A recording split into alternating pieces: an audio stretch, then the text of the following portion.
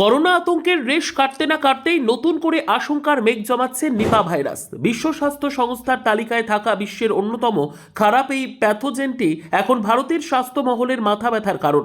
Vaccine নেই কোনো নির্দিষ্ট ওষুধ। বলা যেতে পারে শুধুমাত্র সচেতনতাই হতে পারে এই মারণ ভাইরাসের বিরুদ্ধে আমাদের প্রধান লড়াই। কিন্তু সাধারণ ভাইরাল জ্বর আর নিপার মধ্যে ফারাক করবেন কিভাবে? কখন বুঝবেন বিপদ দোরগোড়ায়?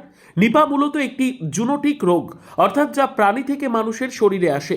এর প্রধান বাহক হলো ফলখেকো বাদুড়।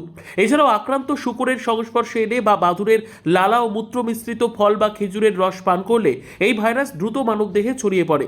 এমনকি আক্রান্ত ব্যক্তির সংস্পর্শ থেকেও এটি ছড়াতে পারে। সাধারণ জ্বর বনাম নিপা ভাইরাসের তফাৎ চিনবেন কিভাবে?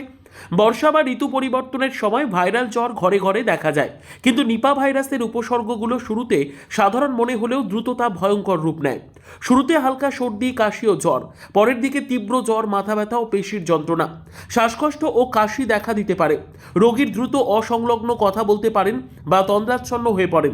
সময় মতো চিকিৎসা না পেলে বড় ধরনের ক্ষতি হয়ে যাওয়ার সম্ভাবনা রয়েছে। নিপা ভাইরাস ঠেকাতে কি খাবেন না, কি করবেন না জেনে নিন। রাস্তার ধারের কাটা ফল বা গাছ থেকে পড়া অর্ধেক খাওয়া ফল ভুলেও ছোবেন না। এতে বাদুড়ের লালা লেগে থাকার সম্ভাবনা প্রবল। শীতকালীন কাঁচা খেজুরের রস পান করা অত্যন্ত ঝুঁকিপূর্ণ। রস ফুটিয়ে পান করা নিরাপদ বলে জানা গেছে। অসুস্থ শূকর বা বাদুড়ের উপদ্রব আছে এমন এলাকা এড়িয়ে চলুন। যেহেতু এই রোগের কোনো টিকা নেই, তাই সাপোর্টিভ কেয়ার বা উপসর্গের চিকিৎসা করাই একমাত্র পথ। আক্রান্ত ব্যক্তিকে প্রচুর তরল খাবার খাওয়ানো এবং প্রয়োজনে অক্সিজেন সাপোর্ট দেওয়া হয়। চিকিৎসকদের পরামর্শ হলো জ্বর হওয়ার পর যদি প্রচণ্ড মাথা ব্যথা বা শ্বাসকষ্ট শুরু হয়, তবে এক মুহূর্ত দেরি না করে চিকিৎসকের পরামর্শ নিন।